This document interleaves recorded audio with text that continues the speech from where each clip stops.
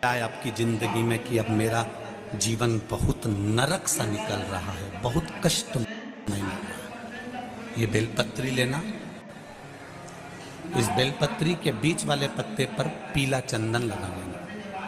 कितना लगाना है?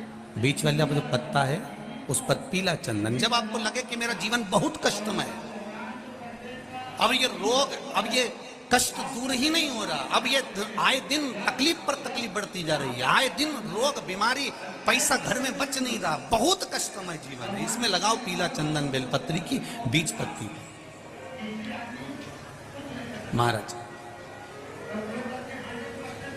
और बीज पत्ती पर जब चंदन लग जाए, लगने के बाद में ये दोनों पत्ती पर लाल चंदन लगा लीजिए। इन दोनों पत्ती के बीच में जो डंडी का भाग होता है, आपको कहा था, आपको स्मरण में होगा शायद, हमने जब बेलपत्री की महत्वता बताई थी तो उस बेलपत्री की महत्वता में कहा था ब्रह्मा विष्णु महेश ये तीन हैं, बोला था। बीच में ये बड़ी पत्ती से लेकर जो दो पत्तियां होती हैं, इनके बीच में जो जगह बचती है, इसमें मां पार्वती के 64 योगनियां, मां पार्वती अपनी पूर्ण सिद्धि के साथ में जितनी भी देवी के स्वरूप हैं, वो माता 64 योगनियां देवी के स्वरूप में यहां पर विराजमान होती हैं। दो पत्ती के नीचे से जो डंडी होती है नीचे तक, ये पूरी डंडी में 33 कोटि देवी देवताओं विराजमान होते हैं इस पूरी डंडी के अंदर।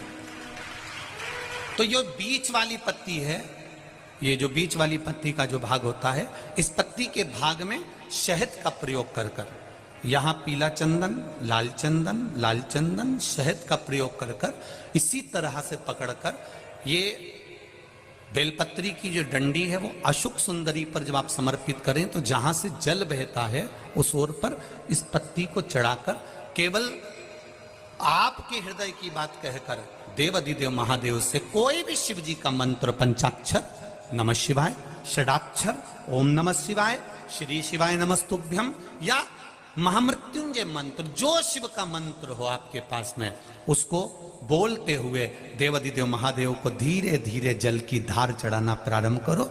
जल की धार जब पूर्ण होने लगे, उसमें थोड़ा जल बचे, तब अशुक सुंदरी पर जो तुमने बेलपत्र चढ़ाई है वहां उस जलधार को चढ़ा। ये प्रयोग आपको केवल सोमवार की अष्टमी पढ़ने पर ही करना है। कौन से दिन करेंगे? जम के बोलिए जरा।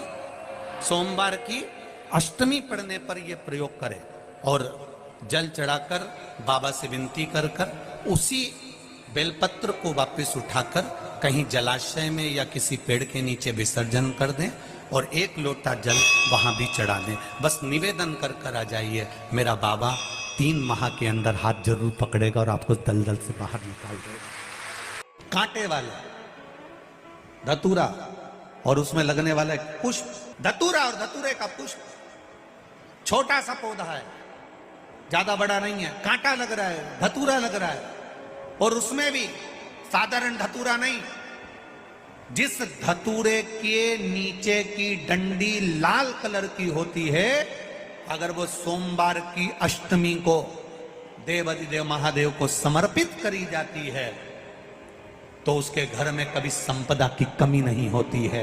वो धतूरा साधारण नहीं है। धतूरे में भी लाल डंडी, जैसे धतूरा गोल होता है उसके नीचे छोटी सी डंडी, देखा है आप लोगों ने? अरे देखी कि नहीं देखी बोलो? धतूरा देखा है ना? धतूरे के अंदर एक नीचे छोटी सी डंडी होती है, जब तोड़ोगे तो वो डंडी का कलर अगर लाल है, वो डंडी का कलर अगर लाल है, और कभी हम तो कहेंगे जैसे बड़ी बीमारी जिसको हो जाती है, लीवर, किडनी, कैंसर आदि का आदि बड़ी बीमारियों से जो जूझ रहा होता है, प्रयास करो, प्रयास महामृत्युंजय का जाप कर कर, महामृत्युंजय का स्मरण कर कर, एक लाल डंडी का धतूरा प्रयास करना, एक धतूरा मिल जाए या 5 धतूरे मिल जाए किसी भी एकांतेश्वर महादेव पर, जो शिव मंदिर एकांत में हो, जहां कोई जाता आता नहीं हो। वैसे तो अब बहुत मुश्किल है कि ऐसा मंदिर मिल जाए जहां कोई जाता आता नहीं हो, पहले की बात दूसरी है, अब बात दूसरी है।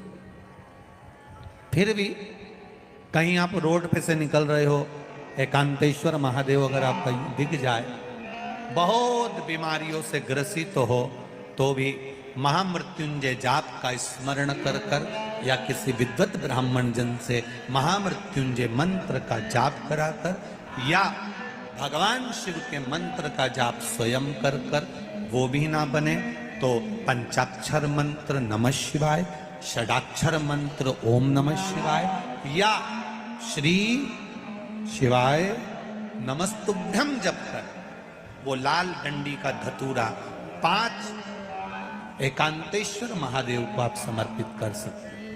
रोग थम जाएगा, जो दवाई खाओगे वो शरीर को लगना प्रारंभ हो जाएगी और आप स्वस्थ होना प्रारंभ हो जाएगा। अगर बड़ा रोग है और नहीं हो रहा काम, बहुत दिनों से लगे हो नहीं हो रहा, हरा मूंग ले जाओ, मूंग के दाने तो रहते हैं घर में, केवल 31 मूंग के दाने लेकर जाइए, 31 चावल के दाने लेकर जाइए और 31 ही बेलपत्र लेकर जाइए। जिस दिन सोमवार की अष्टमी हो, कौन से दिन? सोमवार की अष्टमी हो, उस दिन शंकर जी के मंदिर में जाओ, 3 चीज लेकर जाओ, मूंग के दाने, चावल, बेलपत्र। चावल जो 31 लेकर गए हो अपनी कामना कर कर शंकर जी की देहली पर रख दो, चौखट पर, कहीं पर भी एकांत में उसको रख दिया है। मूंग के जो दाने लेकर गए हो 31, वो नंदी के पास में, जो नंदी का पांव ऊंचा रहता है उस पांव के पास रख दीजिए। और जो 31 बेलपत्र लेकर गए हो वो 31 बेलपत्र अशोक सुंदरी वाली जो जगह है, आपको पहले बताया है कथा में, अशोक सुंदरी जी का स्थान, मोटी सी जो लाइन है अशोक सुंदरी, वहां पर जो 31 बेलपत्र लेकर गए हो अपनी कामना कर कर पीला चंदन लाल चंदन लगाकर उस पर समर्पित करते जाओ। उसकी डंडी जहाँ से पानी बहता है उस ओर होना चाहिए।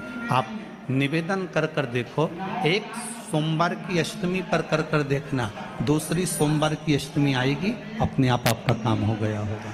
बाबा से निवेदन तो करो, क्यों भटक रहे? एक बेलपत्र और एक दुर्वा, दुर्वा जानते हो ना, दूब बोलते हो कि दुर्वा बोलते हो? हाँ दुर्वा बोलते ना, हरा हरा कलर की, एक दुर्वा और एक बेलपत्र।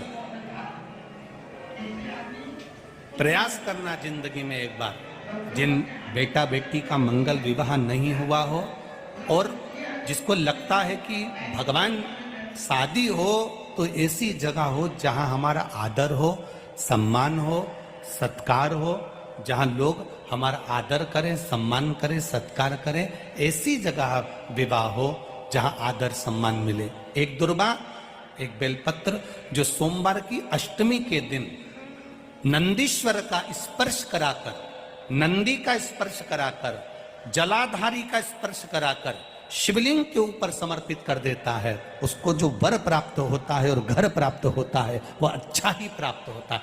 अदालत तक नहीं जाना पड़ता, तलाक तक बात नहीं पहुंचती और उसके घर में सुख और समृद्धि रहती। क्या क्या चढ़ाना है जम के बोलो जरा? एक दुर्वा और एक बेलपत्र। बहुत दिन सोमवार की अष्टमी, भगवान शिव की आराधना का दिन है सोमवार की अष्टमी।